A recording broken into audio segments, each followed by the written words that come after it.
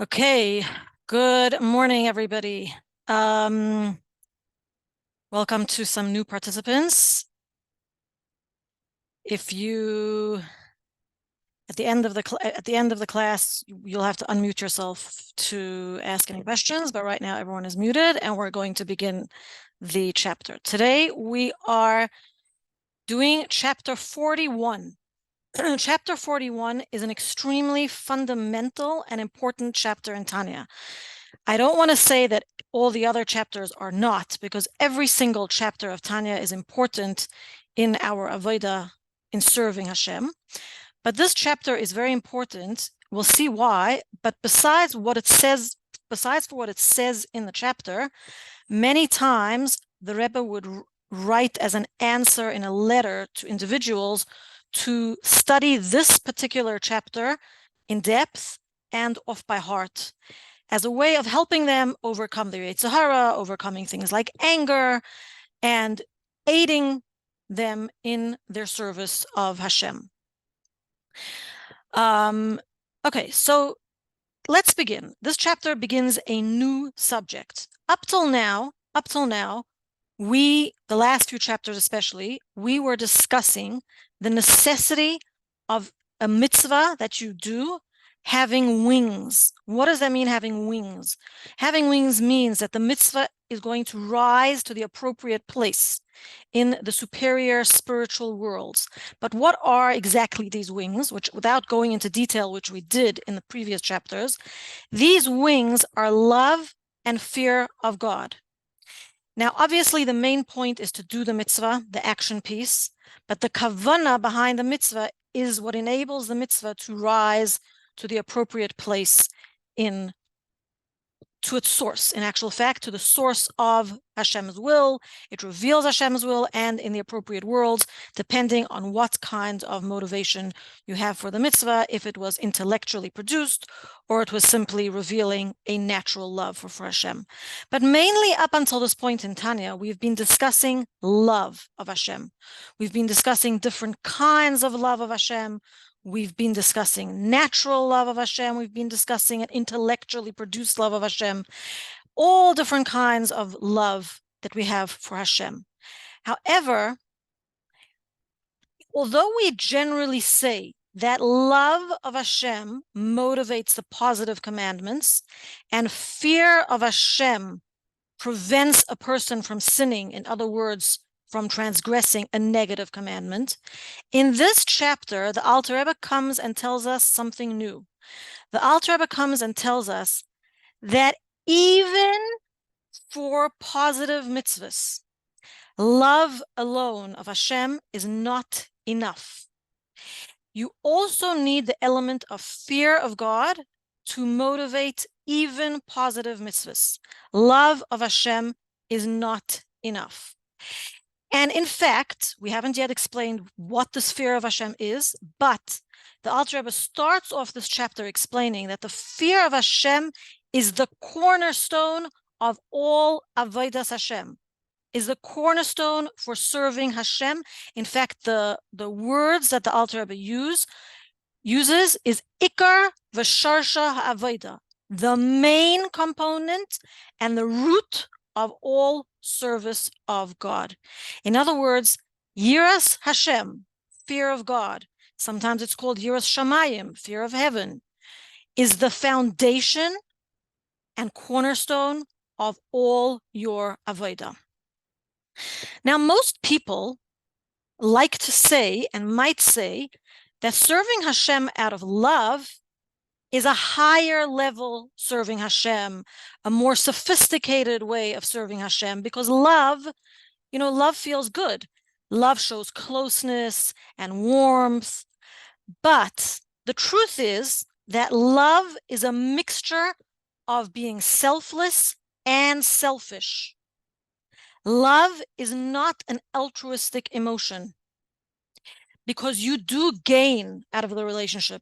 When you love a person, it feels good. When you love Hashem, it feels good. You gain out of a relationship where you love a person. And therefore, although love of Hashem energizes the mitzvahs you perform, Love is the building, but not the foundation. The foundation of the building is fear of Hashem, which we're going to explain what exactly that is. What makes you do a mitzvah even if you don't feel like it? Fear of Hashem, not love of Hashem. Because you're serving Hashem and not yourself. Love has a self-serving component, whereas fear is about Hashem, is about godliness. Yiras Hashem, or Kabbalah's oil, which we will explain that is the meaning of a certain type of fear of Hashem, accepting the yoke of heaven upon you and thereby enabling you to do the mitzvahs, is less about your ego and more about Hashem. Now, obviously, there are different levels of fear of Hashem, and this chapter starts the discussion. There's a lower level of fear, there's a higher level of fear, there is a fear of being separated from Hashem, there is a fear of disappointing Hashem, but the very, very basic level with which the Alter Rebbe begins in this parak is to arouse the natural fear of Hashem, which is hidden in the heart of every Jew. And this natural fear of Hashem causes the Jew not to rebel against the will of Hashem, Melech Malchei Hamlachim, Hashem, who is the King of all kings. Now, even if a person does not have enough knowledge to contemplate, right, upon the greatness of Hashem and to such a degree that it produces fear, it is at least necessary to arouse the level of fear which every Jew has by nature. Now, let me just remind you that we've said the exact same thing about love of Hashem, and we're now applying it also to fear of Hashem. What did we say about love of Hashem? That love of Hashem, ideally, in order to feel a complete emotion in your heart, you have to start with your intellect. You have to contemplate, you have to study about Hashem, and your intellect thereby produces the emotion of love of Hashem. But in love of Hashem, we also said that not everybody is capable, not everybody has the intellectual capacity, not everybody has a chance, not everybody has the opportunity to study, and therefore it is enough to serve Hashem by arousing the natural love which every Jew has in his heart, which we have as an inheritance from our patriarchs. The same will now apply to fear of God. Even if you don't have enough knowledge or time or mental capacity to produce a fear of Hashem in your heart from intellectual pursuits, it is at least necessary to produce or reveal, not to produce because it's not produced, to reveal the fear which every Jew has as part of his or her nature. You have to awaken this yira so that it becomes either revealed in your heart, which is the ideal level, an emotional feeling, a true emotion that you feel, or at the very least in your mind, because your heart is not necessarily in your control, especially by a Beinoni or potential Beinonis, as we all are, but what is in our mind, a Beinoni can control. So at the very least, we want to arouse this love, if not in our heart, at least in our minds. How do we do this? And this chapter is very practical. The Alter Rebbe gives very practical, step-by-step instructions on how to do this. It's not complicated. It's just a matter of actually sitting down, taking the time and contemplating on what the Alter Rebbe tells us to contemplate. Firstly, we reflect upon the greatness of Hashem in our thoughts, even if it is a superficial reflection and not deep contemplation. The Alter Rebbe does not let us off easily, because it's very easy for a person to say, well, I'm not so knowledgeable, I don't really know how to do this, so, this is not for me.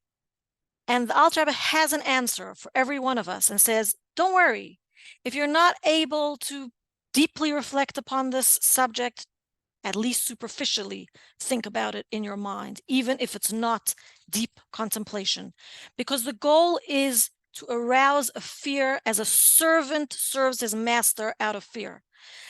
A son serves his parents out of love. And we are required to have both elements. Just because we're talking about fear now does not mean that we don't have to have love of Hashem. But we are talking about a fear which is actually going to serve as a foundation for that love, like a servant fears his master, and therefore it will be considered serving Hashem. If you serve Hashem, if you do the mitzvahs only out of love, you're doing the mitzvahs on your terms only, and it is not fully considered as if you are serving Hashem. But even if you have a superficial reflection or contemplation, as will be described now in this chapter, it is considered enough to be serving Hashem. And how do we actually arouse this hidden fear? We do have to contemplate. It does not awaken itself automatically, because a hidden fear by nature is hidden. It's not felt usually, unless it's a time of crisis. Like if a lion comes and jumps in front of you, you're going to be scared because that's clearly a danger. So then you will feel fear. But normally the fear that is felt is not automatic, and it has to be aroused by contemplation. Contemplation is needed. And at the end of the chapter, the Alter Rebbe will tell us that it's advisable to set certain times aside for this contemplation. In other words, the Alter Rebbe is really telling us to be intentional about it and not just to let it happen when the opportunity arises, because most often than not, the opportunity does not arise unless we are intentional about setting aside a time for this contemplation. So Yiras Hashem is really acquired in two phases. The first phase is acceptance of Hashem's authority, even if you don't feel it in your heart. You're accepting Hashem's authority. You're having what is called Kabbalas Ol, accepting upon oneself the yoke of heaven. You're doing mitzvahs because you have to, not because you want to. That's the first phase. The second phase is when you begin to internalize this contemplation. We know that when we contemplate, we use our intellect, which is comprised of three parts: Chachma, Bina, and Das. Generally, when we contemplate, we're using our Chachma and Bina. But when we really internalize it, and it becomes one with us, and it has the ability to transform into an emotion that is felt in our hearts in a revealed way, then we are using the aspect of Das in our intellect. And that is the second phase of acquiring Yiras Hashem, when you begin to internalize so that the Yira reaches your mind and heart. Both phases are necessary, but Tanya starts off in this chapter, which we're now going to go into, it's so beautiful, with a meditation on how to accept Hashem's authority. In other words, this chapter is all about accepting Hashem's authority. That's the type of fear we are talking about. So this meditation or contemplation that the Alter Rebbe suggests in this chapter is made up of 4 parts. The first 2 are connected and the last 2 are connected. So the first thing one has to contemplate is the awesomeness of Hashem's power. The more power something has over us, the greater the fear we feel. If you are going to encounter a thief in a dark alley brandishing a knife, he has a lot of power over you, you're going to feel a tremendous fear. Our fear is proportionate to the power. So therefore, we first and foremost contemplate Hashem's power. We meditate on the greatness of Hashem and his kingdom, that he rules and takes care of everything. And his kingdom, what does it mean, his kingdom? His kingdom includes all the worlds, superior and inferior, Elyonim v'Tachtonim. More so than his power, we then go on to contemplate his energizing presence in this world. Hashem gives energy to this world. Hashem maintains the world in existence. At the same time that Hashem creates and takes care of the superior worlds and the inferior worlds, he is also greater than all worlds. He transcends everything. Hashem is both memale kol almin, he fills all the worlds, and he is also soivev kol almin. He transcends all the worlds, as is written, Haloi es hashamayim ve'es ha'aretz ani malei, I fill heaven and earth. These first two contemplations are part of the first half of the contemplation in order to arouse a fear of Hashem. And then we go on to the second part of the contemplation. The second part of the contemplation is Hashem's relationship to us. So the first part is about Hashem's power. The second part is about Hashem's relationship to us. Notwithstanding that Hashem fills all worlds and transcends all worlds and maintains all worlds in existence, El Yonim and Tachtoinim, he has chosen to have a personal relationship with Bnei Yisrael, with the nation of Israel. He has chosen us. He has not chosen the nations of the world. He has not chosen the angels. He has not chosen one world over the other. He has chosen us, his nation, Bnei Yisrael. He identifies with Bnei Yisrael, and he identifies with the individual Jew. And as a response, we in turn have a response to Hashem choosing us. We accept Hashem as our God, and we do his will as a servant to his master, does the will of his master. Do you remember that when we were discussing love of Hashem, there was a certain kind of love of Hashem which we called a reciprocal love, that when we remember everything that Hashem does for us, we respond in kind. So the same thing applies over here to fear of Hashem as well. The fact that Hashem identifies with us, his chosen nation, makes us in turn accept Hashem as our king. And because we accept Hashem as our king, Hashem then becomes the king of the whole entire world. We first say Elokeinu in a bracha. We say Baruch Atah Hashem Elokeinu, our God. And because he's our God, he is therefore Melech HaElam, the king of the universe, of the world. But a little bit beyond the fact that Hashem has chosen to identify with the nation of Israel, he identifies with you and your personal life. And at this point in the chapter, the Alter Rebbe says something which the Rebbe chose to be as part of the 12 psukim. There are 12 Torah verses which we teach to children when they are very, very young, very fundamental concepts of Torah. And what is this pasuk then, Hashem, that is meant for us to contemplate and to reflect upon after we think about Hashem's power and after we think about the fact that Hashem fills the world and transcends the world and chooses to identify with us? Hashem has a personal relationship with each of every one of us. He has an unwavering interest in you. And what are the words? V'hine Hashem nitzav olav. And behold, Hashem stands over him. Umeloi kol haaretz kavodai. The whole world is full with Hashem's glory, but Hashem stands over him. And what does he do? Umabit olav. He looks at you. Uvaychen kloyes v'lev, and searches his innermost thoughts and emotions to see im oivdoi karoi, to see if you are serving Hashem as fitting. So don't think that Hashem has forgotten about you. This contemplation means that Hashem is watching us, knows our innermost thoughts, is taking care of us, and looking to see every second of the day if we are serving him.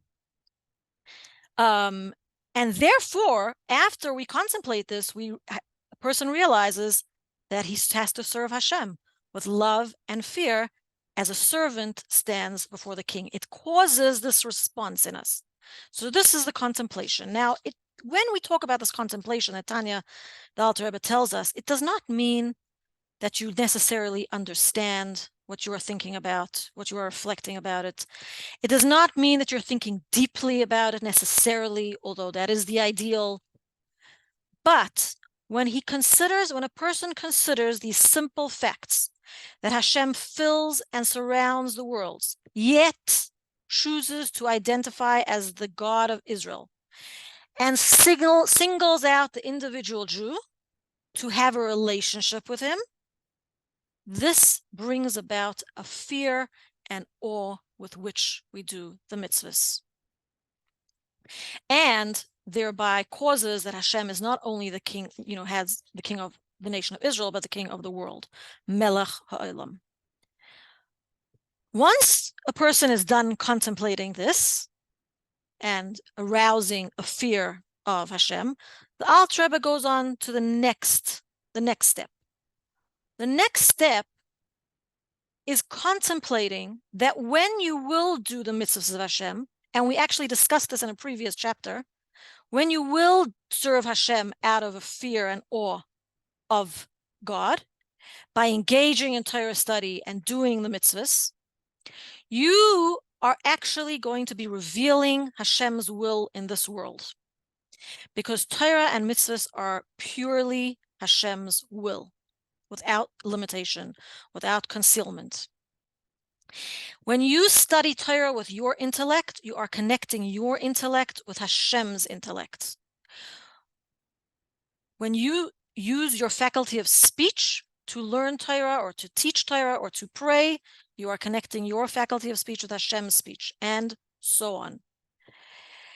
But how do we actually do this? How are we actually revealing the will of Hashem? By having a fear and awe and thereby fulfilling the mitzvahs. Fear is not a motivation to get closer to Hashem, but it is a motivation not to do the wrong thing. So one can use one's intellect in pursuit of unholy things, and in this case, the fear causes that we only involve our chachma, bina, and das in holy, godly subjects. And this is done by contemplating. When you contemplate, you're filling your mind, you're using your mental faculties to think about Hashem. And you're not using your mind to think about unholy purposes. It is only for godly purpose.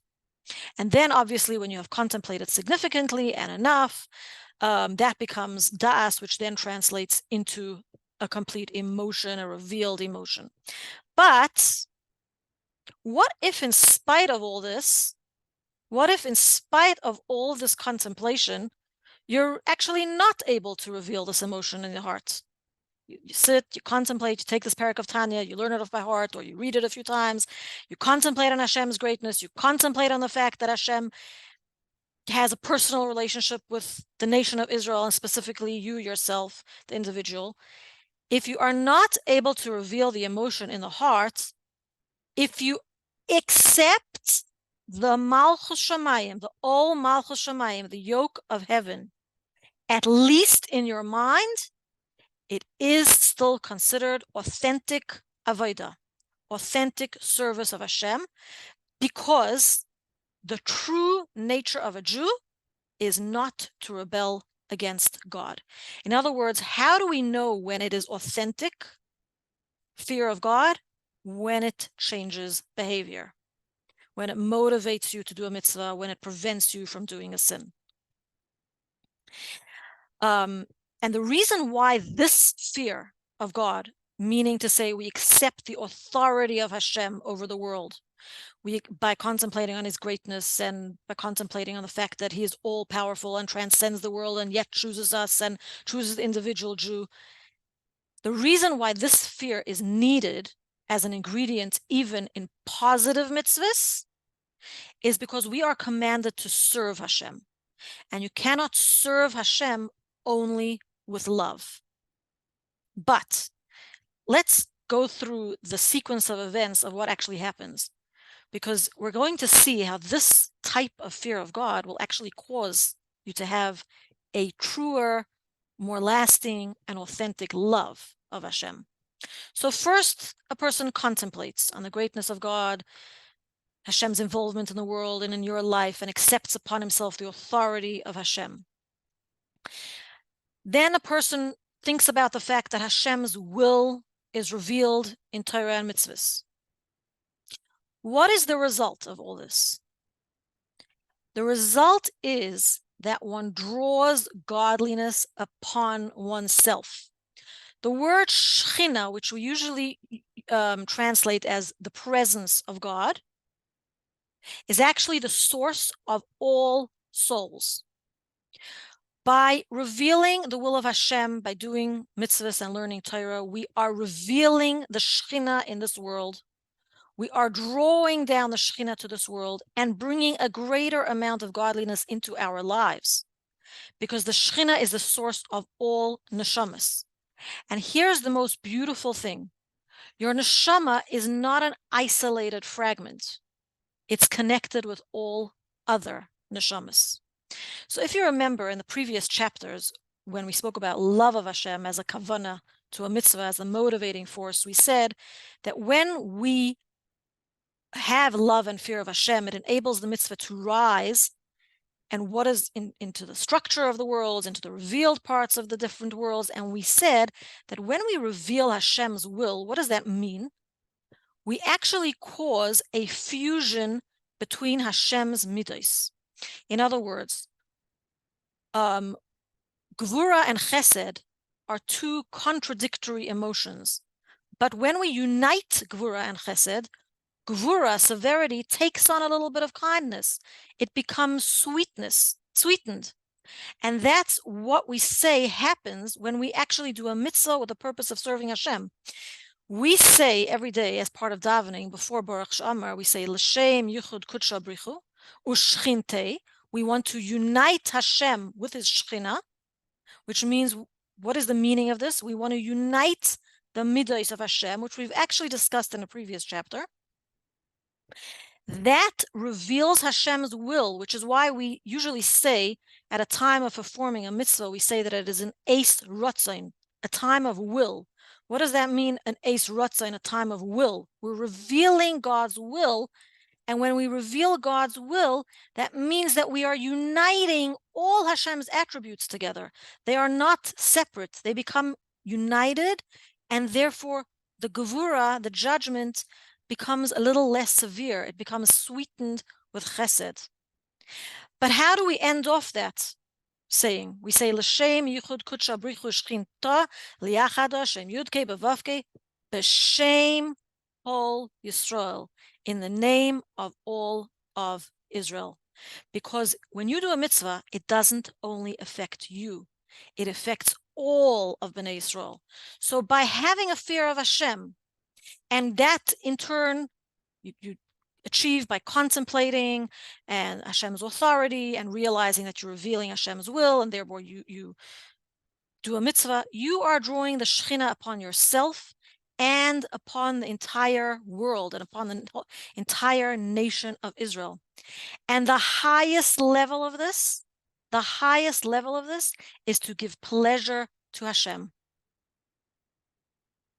which giving pleasure to Hashem is actually the highest expression of love of Hashem. So it comes from fear. It's a love of Hashem that starts off from fear, that starts off from accepting Hashem's authority, from accepting all Malchus Shamayim, enables you to do a mitzvah, prevents you from sinning, makes you realize that you are revealing the will of Hashem, and causes the Shekhinah to come down onto the nation of Israel, and thereby gives an enormous amount of pleasure to Hashem, which has actually become now love of Hashem. Just like a son who loves his parents, who serves his parents, because he loves his parents more than he loves himself. And this results in a level of avodas Hashem, which is mesiras nefesh, sacrificing one's soul. Now, sacrificing one's soul traditionally is that you die for the sake of Hashem. But in this perek, the Alter Rebbe explains mesiras nefesh as something completely different. Mesiras Nefesh, the Alter Rebbe explains this to us in this parak, is by doing the mitzvahs, by submitting your will to the will of Hashem.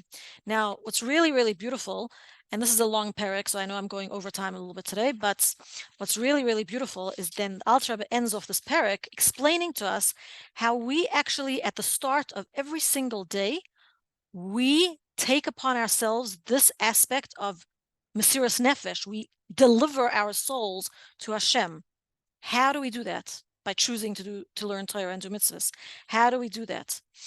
So actually, in the beginning of our morning prayers,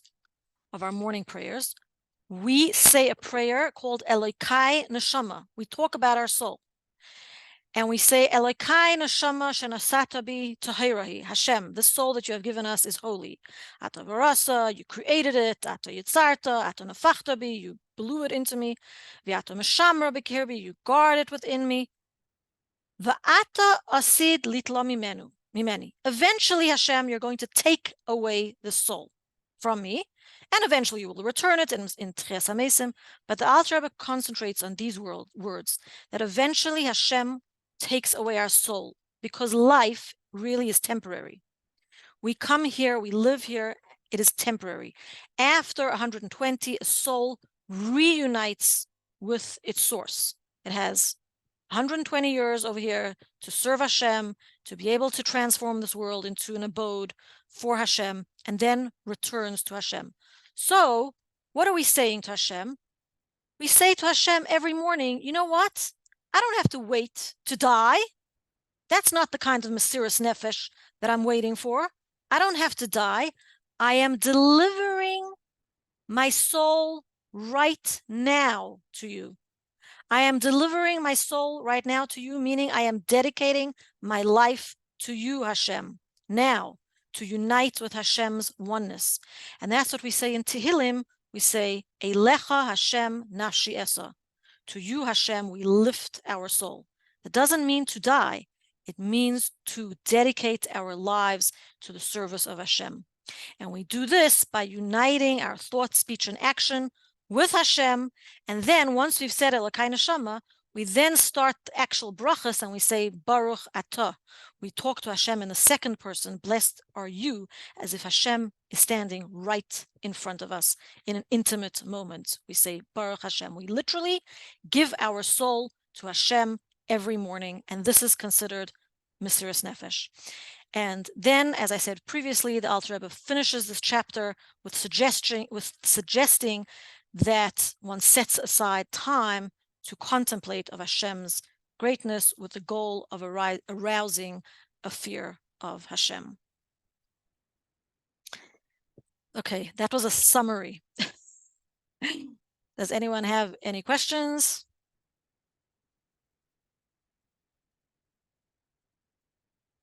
You have to unmute yourself. Hi. Good morning, Vincent. I have a question because you said we contemplate 4 parts. Can you just tell me the 4 parts again? Okay, so the 4 parts are, the first part is we contemplate upon the awesomeness of Hashem's greatness, of Hashem's power, I'm sorry. The second part is we contemplate his energizing presence in the world and how he is greater than all worlds. The third part is that we contemplate how, notwithstanding his power, he has chosen to identify with the nation of Israel. And the fourth part is our individual relationship with Hashem. We contemplate upon the fact that Hashem doesn't only choose our nation, but chooses every one of us every single moment of the day, and is very aware of what we're doing every moment of the day, and knows what we're doing. Now, this aspect, I just want to say, and it does bring this in this parak, and we do summarize the parak to a certain extent, but Rabbi Yochanan ben Zakkai, before he passed away, he said to his students that their fear of heaven should be as great as their fear of a human being. And his students were very perplexed at such a thing. Heaven, Hashem, is much greater than a human being. But the truth is, and he explained to them, that the beginning is to be scared of Hashem as if you're scared of a human being, because if you know that someone is watching you, you will behave in a certain different way. And the same is true with Hashem. It's just that we don't see Hashem watching us, but this contemplation brings that concept of Hashem watching us to the forefront of our minds. And we realize that it is true. Hashem is watching us every second of the day. Does that help? Thank you. Okay, anybody else?